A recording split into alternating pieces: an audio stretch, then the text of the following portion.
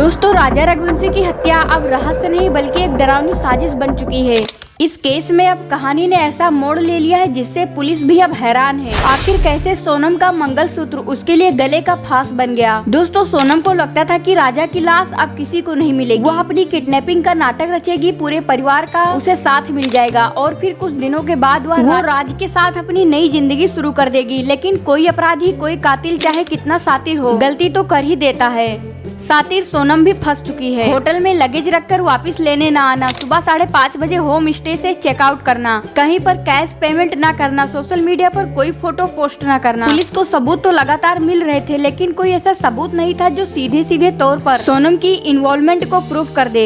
इधर मेघालय पुलिस भी इस केस को चैलेंज की तरह ले रही थी। पुलिस की अलग अलग टीम इस केस पर लगातार काम कर रही थी और एक टीम पहुँचती है उसी होम स्टे में जहाँ यह दोनों ठहरे हुए थे। देखिए, मैं आगे इस पर आऊंगी, लेकिन इस पूरे केस को शुरू से देखते हुए मुझे ऐसा लगता है कि सोनम शुरू से ही कई गलतियां करती जा रही थी, लेकिन किसी का भी उस पर ध्यान नहीं जा रहा था। जैसे सोनम का शादी से पहले ही अपने माँ से यह कहना कि तुम देखना कि मैं अपने पति का क्या हाल करूंगी। इस बात को सोनम की माँ लगभग पी गई। उन्होंने ये बात किसी को भी नहीं कहा। दूसरी बात, सोनम शादी के 2 दिन के बाद ही मायके आ गई और फिर ससुराल न जाने की जिद पर चढ़ गई। मायके आकर के भी सोनम राज से मिलने गई और फिर सोनम अपने ससुराल गई ही नहीं। वह हनीमून जाने के लिए भी मायके से ही एयरपोर्ट पर गई। खैर, तो पुलिस पहुंचती है उस होम स्टे में जहां पर यह लोग रुके हुए थे। उसकी तलाशी शुरू हो जाती है।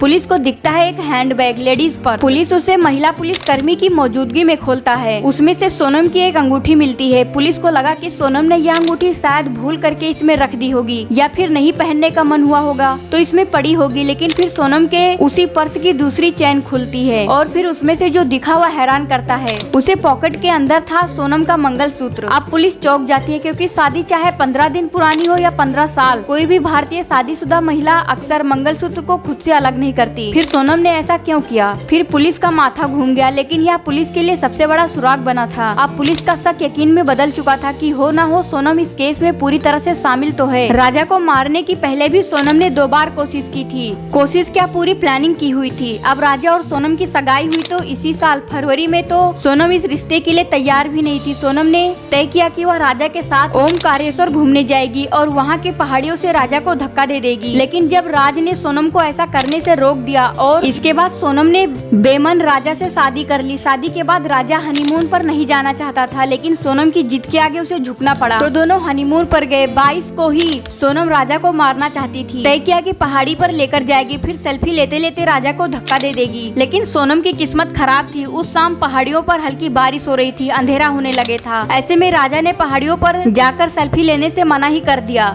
सोनम भड़क गई, वह बेहद गुस्से में थी। जब दोनों होटल पहुंचे तो वहां के स्टाफ ने भी देखा कि सोनम का मूड बहुत खराब था। यानी सोनम का मकसद सिर्फ एक ही था कि राजा को उसको अपने रास्ते से हटाना ही है, और मकसद पूरा कर दिया। लेकिन हर बुरे काम का नतीजा आखिर बुरा ही होता है। सोनम का भाई आज सोनम के खिलाफ खड़ा है। वह सोनम के लिए फांसी की सजा की मांग कर रहा है। उधर पुलिस की हिरासत में सोनम और राज की मोहब्बत भी दम तोड़ गई। सोनम राज को मास्टरमाइंड बता रही है और राज का कहना है कि सब कुछ सोनम के इशारे पर हुआ है। 11 जून को सोनम समेत 5 आरोपियों को शिलांग में कोर्ट के सामने पेश किया गया था। कोर्ट ने सोनम और बाकी सभी आरोपियों को 8 दिन की पुलिस रिमांड पर सौंप दिया। पुलिस इनसे अलग अलग कमरों में इंट्रोगेट कर चुकी है। अब पूरा सामने आने में बहुत वक्त नहीं लगेगा। राजा का परिवार इंसाफ चाहता है। उनका कहना है कि उनके बेटे का क्या कसूर था, आखिर क्यों सोनम ने ऐसा किया। लेकिन सोनम के दिमाग पर जो सोच हावी था उसने उसे पागल बना रखा था। यह प्यार या मोहब्बत या इसके सिर्फ कहने पर भर से नहीं होता। हिंदुस्तान में अरेंज मैरिज हमेशा से बहुत सम्मानजनक रिश्ता रहा है। यह बात कहने में कोई दो राय नहीं है कि आज रिश्तों की डोर बहुत कमजोर होती जा रही है। लोगों का विश्वास शादी पर से डगमगा रहा है। चलिए फिलहाल आज की इस वीडियो में इतना ही। सोनम और राजा को एक सबक की तरह देखिए और उम्मीद करिए कि भविष्य में कोई लड़की सोनम ना बनने पाए और किसी लड़के का हाल राजा जैसा ना हो। वैसे सोनम को कौन सी सजा होनी चाहिए जरूर बताना और सब्सक्राइब भी कर लेना।